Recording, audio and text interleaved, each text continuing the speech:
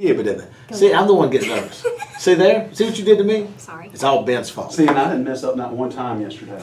All right, let's do this take two. I'm Darryl Palmer, voice of the Cougars. I've been with Northwest Rankin High School cheer coach Jennifer McCaskill. Ms. McCaskill, first off, cheer. It's obviously, when people think about that, my first thought is football games and cheerleaders at football games. But cheer is really a whole lot more than just getting a crowd into a football game, isn't it?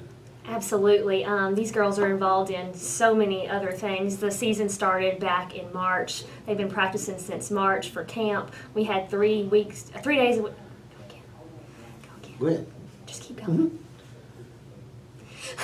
We had 3-day-a-week practices. Most of the summer, these girls have been working really hard. We have competitions we're preparing for. They practice before school, after school, then they'll go to basketball games in the evening, so they're constantly busy and working. All the time. Now, conditioning for cheer is pretty incredible because these girls, it's like gymnastics, what they do on the field. But talk a little bit about the conditioning side of it, because it's not like it was when I was in high school. In fact, I was a cheerleader in college for 1 year, at junior college. Were you really? I was, really. Most people don't know that. We may have to edit that out of this. But anyway, it's a lot more conditioning involved in cheer now than it was 20, 30, 40 years ago. Talk a little bit about the conditioning side. Yeah, we start every practice with the girl running a minimum of a half a mile, then they go straight into some basic jumping jacks, high knees, lunges, just getting their bodies warmed up. And they'll usually work out minimum of 30 minutes every practice. Their main workout, though, is the skills that they're going through, the stunts that they're hitting. I mean, these girls are incredibly strong. It takes so much for them to, get through some of the sequences that we have planned and the tumbling passes. So there's never a down moment. Now, when the lifting part comes, where you girls are holding up girls, you've got, I think, a couple of guys that help some too, but only girls. Only girls. So it's all girls in it. But even that, and it's something I learned as a freshman in college, that it's not just strength. Strength is a part of it, but there's so much technique involved in being able to do those lifts and to hold the girls and things like that. Yes. Talk a little bit about the practice and how you develop that. Many of these girls started cheering from such a young age that some of the basic skills they have been doing for 10 years now.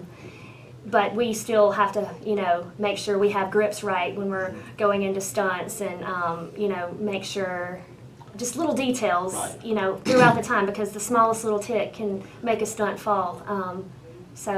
And everybody has to be doing everything at the same time. A lot of people don't realize the person lifting obviously has a big role, but the person being lifted has just a bigger role. They're pushing off, right, and remaining tight, and it's a team effort for sure for everything to stick. Now, you're getting ready. Obviously, when football season gets started, you perform, of course, at half times. You perform on the track throughout the ball game, there in front of the student section, primarily getting everybody into the game. What is like the mentality part of a cheerleader? Because obviously the physical part, you practice, you work on real hard, but at the same time, regardless of what's going on the field, they're supposed to be getting the crowd excited, involved, and into the game. Talk about that part of it and the mentality part of being a cheerleader. Yeah, these girls are so competitive and driven, but they live for performing for their student body. They are so pumped about pep rallies and getting in front of the student body and the Northwest fans who are so supportive and great, and they love that. They're so eager to just get out there and get everybody chanting and the spirit up, because we want to be the best and we want Northwest to win, and it all starts with the support that we have. Now, when you talk about the competitive spirit, then there is competition, and that comes up late in the fall, I think in December, something like that. Yes. Talk to me about competition.